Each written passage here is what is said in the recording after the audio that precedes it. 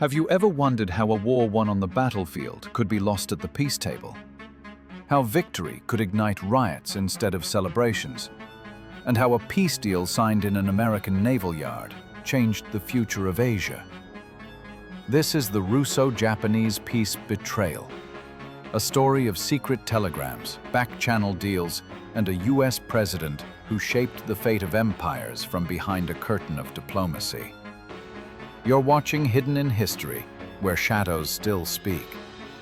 If you love stories that peel back the polished surface of the past, subscribe now, and let's step into the smoke-filled rooms of 1905, where peace came at a price no one expected. The year was 1904. The world watched as two empires, one old, one rising, collided over a narrow strip of Asia. Russia, vast and confident, wanted warm water ports and influence in Manchuria. Japan, small but newly industrialized, was determined to prove it could stand among the great powers of the world. Their ambitions met like flint and steel. What began as a quarrel over Korea and Port Arthur exploded into the Russo-Japanese War, the first major clash between a European and an Asian power in the modern age. The world didn't expect Japan to win, but Japan had changed. It had railroads, a modern navy, Western discipline, and an unshakable belief that destiny had chosen it to lead the East. From the icy seas of the Yellow Sea to the blood-soaked hills of Mukden, Japanese soldiers fought with terrifying resolve. Then came the moment that stunned the planet. May 1905, the Battle of Tsushima. Japan's navy annihilated the Russian fleet in a single decisive strike. It was one of the most lopsided victories in modern naval history. Russia, humiliated, bleeding, and facing revolt at home, had no choice but to talk peace. But Japan too was exhausted. Its soldiers were stretched thin, its treasury nearly empty. Both nations needed an exit. And that's when a man from across the Pacific stepped onto the stage. Theodore Roosevelt, President of the United States, saw opportunity in crisis. He styled himself as the master mediator, the man who could bring peace where others brought chaos. But behind his brash confidence lay something colder: strategy. Roosevelt wanted stability in East Asia, not a dominant Japan or a crumbling Russia. He invited both nations to negotiate in secret at a quiet naval base in Portsmouth, New Hampshire. The Russian delegation arrived sullen, their empire's pride fractured. The Japanese came disciplined, sharp, and ready to demand everything they had earned in blood. But Roosevelt had already begun shaping the peace long before they met. In private cables and confidential messages, he urged Japan to temper its demands, to accept peace without reparations. He whispered reassurance that America would respect its rise, even as he maneuvered to keep it from growing too powerful. What happened next was the kind of betrayal history rarely forgets. Japan expected an indemnity, war reparations from a defeated Russia. Instead, Roosevelt steered the talks toward compromise. Russia would give up the southern half of Sakhalin Island, recognize Japan's paramount interests in Korea, and surrender control of Port Arthur and the South Manchurian Railway. But no reparations.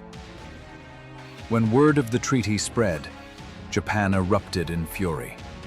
Crowds torched government buildings in Tokyo during the Hibiya riots, shouting that their leaders had been tricked, that America had betrayed them. How could a nation that had fought, bled, and won walk away without the spoils of victory? But to Roosevelt, the deal was a triumph, not for Japan, not for Russia, but for his vision of global balance. He had prevented the collapse of an empire and checked the rise of another. He had, in his own words, acted for civilization. A year later, he was awarded the Nobel Peace Prize, the first American ever to receive it. He accepted proudly, declaring that peace was the highest test of power. And yet, beneath the applause, a shadow lingered. Because peace, as Roosevelt brokered it, wasn't free of politics. It was built on calculation, secrecy, and selective honesty. Some historians say he kept the world from another war. Others say he planted the seeds of resentment that would one day grow into something far darker.